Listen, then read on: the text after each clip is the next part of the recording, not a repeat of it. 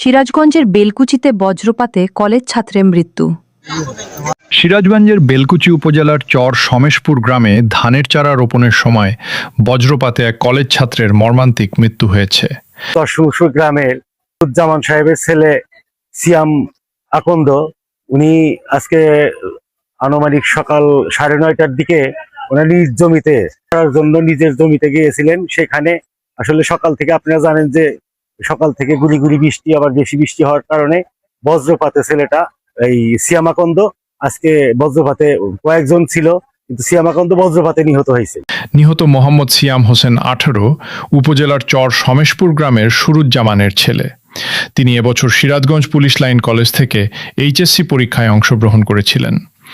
বেলকুচি থানার officer in charge OC ইমাম জাফর ও পারিবারিক সূত্রে জানা যায়, বুধবার সকাল প্রায় 9টার দিকে সিয়াম নিজ বাড়ির পাশের কৃষি জমিতে ধানের চারা রোপণের কাজ করছিলেন।